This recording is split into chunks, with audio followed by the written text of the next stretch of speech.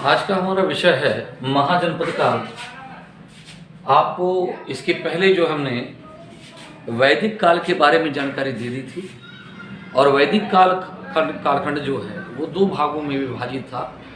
एक था आपका अर्ली वैदिक यानी पूर्व वैदिक काल, जिसको आप ऋग्वैदिक काल के नाम से जानते थे, और दूसरा हमने बताया था आपको उत्तर वैदिक काल, जिसकी संस्कृति जो थी PGW कल्चर के नाम से भी उसकी साम्यता जोड़ी जाती है। और अब का जो काल है वो है महाजनपद काल। और ये जो फेज है आपको एक नवयुगीन संस्कृति हमने पढ़ाया था, NBPW कल्चर, ठीक है ना। ये हमने आपको पढ़ाया था। NBPW क्या है? उत्तरी कृष्ण मार्जित पात्र परंपरा वाली संस्कृति। तो चमकीले काले, है ना, ब्रह्मांड की जो संस्कृति थी वो इस काल की मुख्य विशेषता थी, उत्तरी कृष्ण मार्जित पात्र परंपरा। ध्यान रखिएगा, उस काल में केवल काले ही नहीं मिलते, बल्कि सुनहरे, है ना, पीले, गुलाबी, कई कलर के, है ना, नीले रंग में भी प्राप्त हुए। तो इसलिए चॉकलेटी कलर में प्राप्त हुए। तो इसका मतलब ये नहीं कि वो काली पात्र परंपरा थी, लेकिन क्या है कि चूंकि बहुत पहले से ही NBPW कल्चर नाम लिया जा रहा था, इसलिए उसको NBPW कल्चर कहा गया। तो ये देखिए महाजनपद काल। महाजनपद काल क्या है कि जब आपको पता है उत्तर वैदिक काल में कि भरतों यानी भरतजन और पुरु दोनों मिलते हैं तो कुरु जनपद का निर्माण करते हैं। और इसका परिणाम ये होता है कि कालांतर में उन्होंने जब अपना हस्तिनापुर में, पहले असंधिवत थी, फिर हस्तिनापुर में जब उन्होंने अपनी राजधानी स्थापित की तो उन्होंने एक साम्राज्यवादी विस्तार अपनाया। और उस वक्त हस्तिनापुर जो था, कुरुओं की जो राजधानी थी, वो बहुत ही क्या थी, महत्वपूर्ण बन चुकी थी। ठीक है। तो ऐसी दशा में जनपदों का उदय जो है महाजनपद काल से पहले दिखाई देता है उत्तर वैदिक काल में। उसी तरीके से तुर्वस और कृवि मिलकर के पांचाल जनपद का निर्माण किए थे। लेकिन महाजनपद काल जब यही छोटे छोटे जनपद आपस में मिलकर के बड़े जनपद का निर्माण करने लगे तो महाजनपद काल का अस्तित्व आया, यानी बड़े बड़े नगरों का अस्तित्व आया। तो ध्यान रखिएगा, यह जो महाजनपद काल है वो करीब 600 ईसा पूर्व के आसपास इसकी तिथि निर्धारित की जाती है। ठीक है ना। इस काल को ध्यान रखिएगा NBPW कल्चर अर्थात उत्तरी कृष्ण मार्जित पात्र परंपरा वाली संस्कृति के साथ जोड़ा जाता है। इसको अंग्रेजी में कहेंगे north black polished where culture, है ना, उत्तरी कृष्ण मार्जित पात्र परंपरा वाली संस्कृति।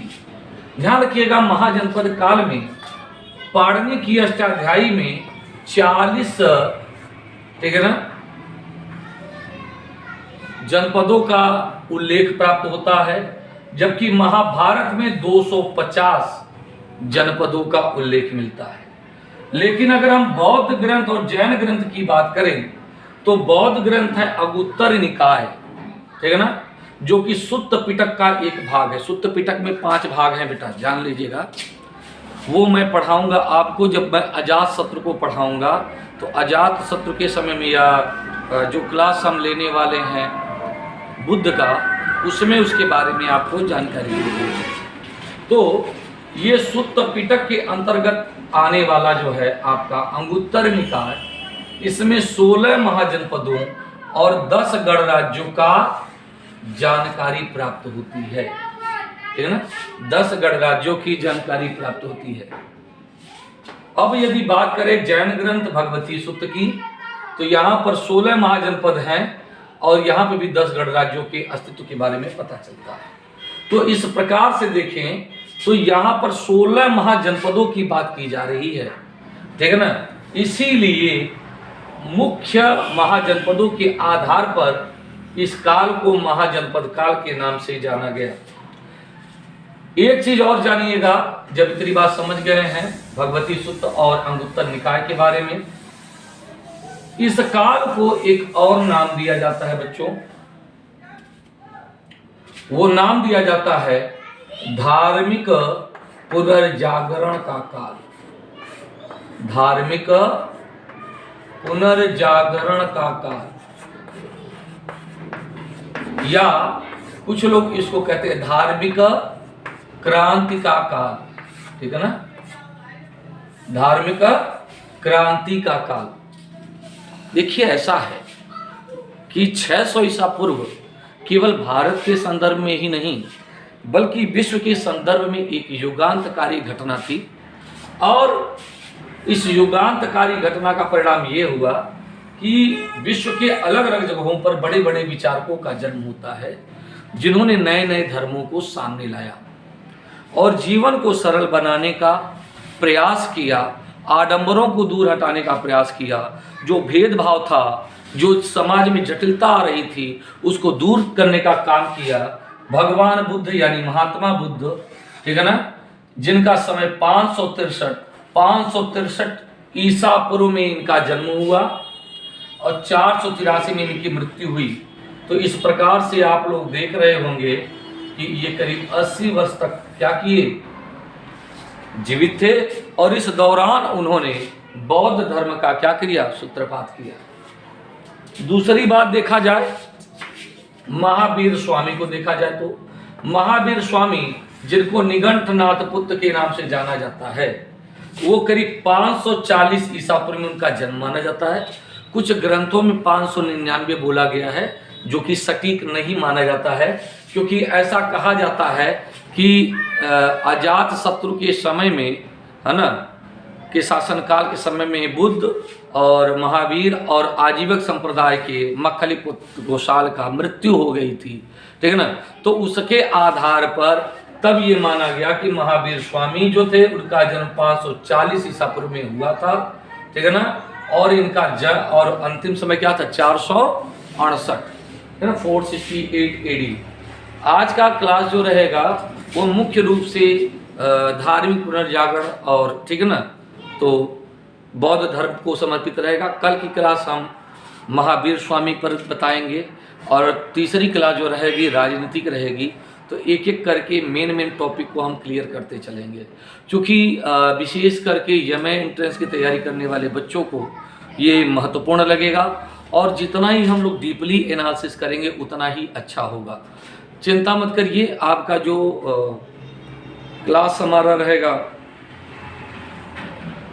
मॉडर्न वाला, उसकी भी वीडियो हम तैयार करके उसको अलग से बना देंगे ताकि समय पे पूरा क्लास कवर हो जाए। ठीक है, लेकिन उसके पहले हम एशियन का एकदम डीपली एनालिसिस करते हुए चलेंगे। ठीक है ना, तो 540 ईसा पूर्व से लेकर के 468 ये महावीर स्वामी हो गए। जरस्तुट की बात करें, जिन्होंने पारसी धर्म को, ये तो भाई जैन धर्म हो गया, ये बौद्ध धर्म हो गया। अब देखो, ईरान में जरस्तुट नाम का एक व्यक्ति था, एक महान विचारक माने जाते हैं, जिन्होंने पारसी धर्म को स्टार्ट किया था। तो आपको पता ही होगा कि प्राचीन काल में ईरान को पर्सिया कहा जाता था। तो 628 से 557 ईसा पूर्व इनका समय माना जाता है। इन्होंने ग्रंथ लिखा था जेद अवस्था, इसी की तुलना ऋग्वेद से की जाती है, क्योंकि जेद अवस्था और ऋग्वेद में बहुत कुछ समानता दिखाई देती है।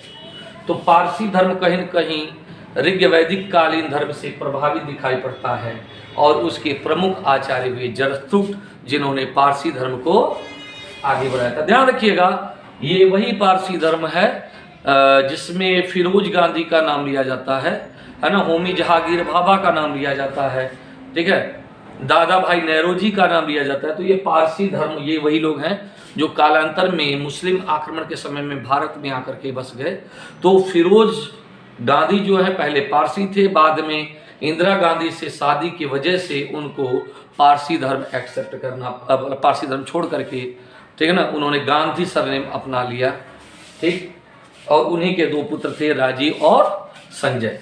खैर छोड़िए, उससे नहीं मतलब। बहुत सारे लोग जो है मुस्लिम और नाम के साम्यता के आधार पे कहते हैं, तो मुझे कुछ समझ में आता नहीं कि लोग ऐसा क्यों करते हैं। केवल एक राजनीतिक प्रोपेगेंडा जो कि सही नहीं मुझे दिखता है, क्योंकि एक तो बात तो तय है जो मुझे अच्छा नहीं लगता कि झूठ ना बोलो। एक इतिहासकार होने के नाते मुझे झूठ बिल्कुल कतई पसंद नहीं है, ठीक है। कि इस तरह से किसी की जाति पर कमेंट करना और बिना सोचे समझे उसका लाभ लेना, ये एक प्रोपेगेंडा है, ठीक है ना। तो एक हिस्टोरियन की नज़र से देखा जाए तो ये सब गलत बातें हैं, ऐसा हमको नहीं करना चाहिए। इतिहास में हमेशा सच को सामने लाना चाहिए। खैर आगे हम बढ़ते हैं। हाँ, दो संदर्भ और देना चाहते हैं। अब जैसे मेरे ही एक भाई का नाम है ना, साहिल तिवारी, तो क्या वो साहिल नाम से क्या मुस्लिम हो गया? नहीं, वो ब्राह्मण है तो ब्राह्मण है। अभी आज एक घटना घटी है, एजाज पटेल नामक व्यक्ति ने 10 विकेट हासिल किए हैं, है ना। तो 10 विकेट हासिल किया, वो जिमलेकर और कुंबले के ग्रुप में आ गया और भारत के 10 के 10 विकेट चटकाया। न्यूजीलैंड का गेंदबाज है, तो ये भी एग्ज़ाम के दृष्टि से बड़ा इंपॉर्टेंट है। तो क्या एजाज की वजह से वो मुस्लिम हो गया? तो हमें ये समझना चाहिए उसका नाम एजाज पटेल है। तो इस तरह से ये प्रोपेगेंडा मुझे अच्छा नहीं लगता। खैर छोड़िए, आगे बढ़ते हैं। पाइथागोरस जो है 570 से लेकर के 495, 570 से लेकर के 495 का समय पाइथागोरस का है। ये यूनान के बड़े विद्वान थे। आप लोग इनका पाइथागोरस का प्रमेय पढ़ते होंगे, AB² plus BC² plus equal to AC², यानी लंब का स्क्वायर आधार का स्क्वायर बराबर कर्ण का स्क्वायर। ये चीज़ आपने पढ़ा होगा कल की क्लास में जब मैंने डायरेक्शन पढ़ाया रीजनिंग में, ठीक है। आगे हम बात करेंगे कन्फ्यूशियस की, जिनका समय 551 से लेकर के 479 BC माना जाता है। तो ये सारे, चाहे बौद्ध धर्म, पारसी धर्म, चीन का धर्म जो है कन्फ्यूशियसवाद जिसको कहते हो, जरस्तुर का पारसी, पाइथागोरस का, ये महावीर का जैन धर्म, ये सारा चीज़ ये महाजनपद काल के समय में यानी 600 ईसा पूर्व के समय में ये घटा था। इसीलिए इस काल को हम लोग, ठीक है ना, धार्मिक क्रांति या पुनर्जागरण का काल कहते हैं। और यह वह काल था जब पूरे विश्व में एक धार्मिक क्रांति ने, है ना, अपना एक विशेष योगदान दिया था। अब एक एक करके सब चीजों पे हम लोग चलेंगे। अच्छा, तो धार्मिक पुनर्जागरण काल। अब अगला देखिएगा, इसी को कुछ लोग 6ठी शताब्दी भी कहते हैं, 6th सेंचुरी BC,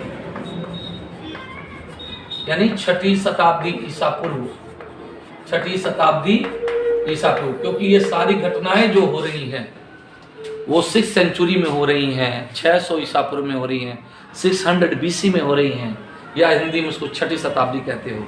तो ये सारी बातें आपको पता होनी चाहिए ताकि कंफ्यूजन न हो, ठीक है ना।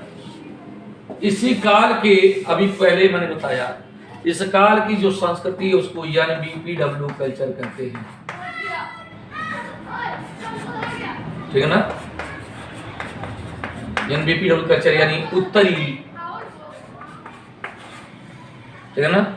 कृष्ण मार्जित, कृष्ण माने काला होता है, उत्तर में नहीं, उत्तर के क्षेत्र में मिला है, मतलब उत्तरी भारत में। कृष्ण माने काला रंग के पात्र, है ना। मार्जित माने चमकीला, ठीक है ना। पात्र माने वेयर माने मृदभांड, परंपरा माने संस्कृति, ठीक है ना, परंपरा। तो ये NBPW कल्चर, क्योंकि बड़े पैमाने पे इस तरह के मृदभांड मिलते हैं जो इस काल की एक प्रमुख विशेषता है। और ये अतरंजी खेड़ा, जखेड़ा, हस्तिनापुर, नो, ठीक है ना, मतलब बदायूं, इटावा, हर जगह कहीं न कहीं ये पूरा मिलता है। विशेष रूप से दक्षिण भारत में विदर्भ तक मिलता है। तो ये जो है तिलौरा कोट आपका नेपाल तक मिलता है। तो ये आपका NBPW कल्चर महाजनपद काल से संबंधित माना जाता है। एक चीज इसको कहते हैं द्वितीय नगरीकरण का काल। क्या कहा जाता है? द्वितीय नगरीकरण का काल। तो ये द्वितीय नगरीकरण का जो काल है, ठीक है बेटा, ये इसको कहा जाता है। ध्यान रखिएगा, द्वितीय नगरीकरण का काल को कहते हैं क्योंकि इसके पहले प्रथम नगरीकरण जो कहा जाता है वो कहा जाता है आपके सिंधु घाटी सभ्यता को, है ना, वहाँ पर वो फर्स्ट अर्बन सिविलाइजेशन कहते हैं। यहाँ पर ये सेकंड अर्बन सिविलाइजेशन बहुत लंबे समय के बाद, है ना, ये सामने दिखाई पड़ता है। और यहाँ पर कई नगरों का अस्तित्व दिखाई पड़ता है, जैसे श्रावस्ती हो गया जो कि सुरक्षा प्राचीर से घिरा हुआ है ना। तो अतरंजी खेड़ा हुआ, और इसके अलावा आपका मगध का आप चाहे राजगिरी हो, गिरिब्रज हो या पाटलिपुत्र हो, तो ये सारे जो नगर हैं, ठीक है ना। इसके अलावा आपका कौशाम्बी जो कि एक महत्वपूर्ण नगर है, जो कि व्यापार का एक केंद्र था, व्यापार का एक केंद्र था, और इसलिए यहाँ पर कई नगरों का उल्लेख दिखाई पड़ सकता है, जिसमें मथुरा का भी नाम ले सकते हो, जहाँ के वस्त्र साटक वस्त्र जो सूती वस्त्र के लिए वो विख्यात था। अपने सारनाथ का क्षेत्र देख लो, है ना। तो ये सारे वो पॉइंट थे जहाँ पर क्या था, व्यापार बहुत तेज़ी से ग्रोथ कर रहा था। तो नगरों का उदय होने की वजह से इसे द्वितीय नगरीकरण का संज्ञा दिया जाता है, ठीक है ना। अब अगर हम बात करें द्वितीय नगरीकरण के बाद, अगला नाम इसका आता है लौह क्रांति का काल। क्या बेटा? लौह क्रांति का काल। अगर हम बात करें लौह क्रांति की, तो यह वह समय था जब लोहे का बड़े पैमाने पर प्रयोग अस्त्रों के निर्माण में, घरों के निर्माण में, रथों के निर्माण में, है ना, घरेलू चीज़ों के निर्माण में इत्यादि, फसलों की कटाई में, कृषि के यंत्र के रूप में इस्तेमाल किया गया। और जब ये जो लोहे थे बड़े ही टिकाऊ थे और बड़े ही मजबूत थे, तो परिणाम क्या हुआ कि इस लोहे के आविष्कार ने तेज़ी से एग्रीकल्चर का विकास किया और वनों की कटाई की। तो इसकी वजह से व्यापार को बढ़ावा मिला, नगरों का उदय हुआ और नए नए क्षेत्रों में क्या हो गया, बसावट हुई। तो लौह क्रांति का भी काल इसको हम कहते हैं। तो आप लोगों को पता चल गया कितना नाम बताया, महाजनपद काल, धार्मिक पुनर्जागरण का काल, है ना। फिर हमने कहा 6वीं शताब्दी ईसापुर या 6th सेंचुरी BC का काल मैंने बोला। फिर मैंने कहा द्वितीय नगरीकरण का काल, सेकेंड अर्बनाइजेशन। फिर मैंने बताया लौह क्रांति का काल, ठीक है। और एक NBPW यानी उत्तरी कृष्ण मार्जित परंपरा वाली संस्कृति का काल। तो ये सारी चीज़ें मुझे उम्मीद है कि आपको समझ में आ गई होगी, ठीक है। अब अगर हम बात करें, अगर हम बात करें अब महाजनपद काल में मुख्य रूप से